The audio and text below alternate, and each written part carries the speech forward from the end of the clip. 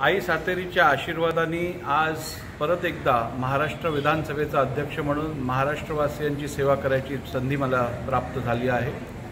दरवर्षी या मातीतले असल्यामुळे आणि याच आमच्या जिल्ह्यातले असल्यामुळे सावंतवाडी वेंगुर्ल्याचे असल्यामुळे आम्ही सातत्याने इकडे दरवर्षी जत्रेसाठी येतोच।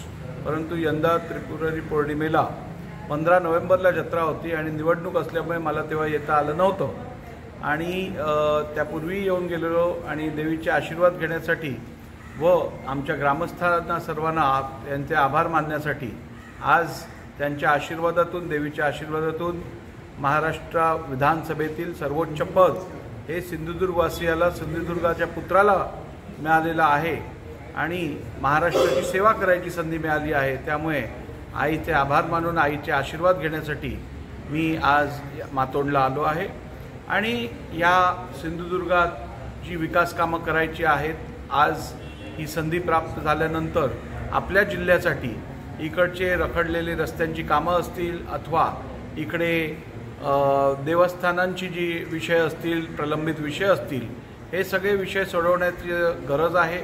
त्याचप्रमाणे इकडे नोकरी धंदा ह्याला वाव देण्यासाठी अधिक इको फ्रेंडली असे उपक्रम इकडे राबवणं आवश्यक आहे। इकडे टुरिझमला वाव देणं आवश्यक आहे, इकडे फूड प्रोसेसिंग इंडस्ट्री आणणं आवश्यक आहे आणि या कोकणाचं नैसर्गिक सौंदर्य न घालवता इकडे शाश्वत विकास करणं हे आमच्या विचाराधीन आहे।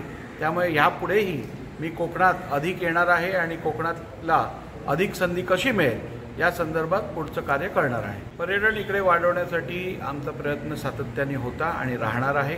आता इकडे आपल्याला माहिती आहे चिपीला पण एअरपोर्ट झालेला आहे। मोपा इंटरनॅशनल एअरपोर्ट आमच्या वेंगुर्ला सावंतवाडीपासून जेमतेम अर्ध्या तासाच्या अंतरावरती आहे आणि त्यामुळे आता इंटरनॅशनल टुरिझम या जिल्ह्यात कसं आणता येईल या संदर्भात आम्ही काम करत आहोत। या संदर्भात गेल्या अधिवेशनात पण मुख्यमंत्र्यांबरोबर चर्चा केलेली आहे आणि मी अशी विनंती केलेली आहे की जेवढे छोटे विमानतळ राज्य शासनाने उभारलेले आहेत त्या सगळ्या ठिकाणी मुंबईवरनं जी राज्याची राजधानी आहे आणि देशाची आर्थिक राजधानी आहे तिकडनं या छोट्या विमानतळावरती कंपल्सरी फ्लाईट्स ऑपरेटर्सनी ऑपरेट करणं आवश्यक असल्यामुळे त्या संदर्भातले नियम बनवण्यात यावे। सर, ज्या गोष्टी राज्यासाठी आणि राज्याच्या जनतेसाठी आवश्यक आहे, त्यांच्या विकासासाठी, त्यांच्या पुढे जाण्यासाठी ज्या आवश्यक गोष्टी आहेत त्या सगळ्या गोष्टी विधिमंडळातनं आम्ही प्राप्त करण्याचा पूर्ण प्रयत्न करू। त्यासाठी यंदा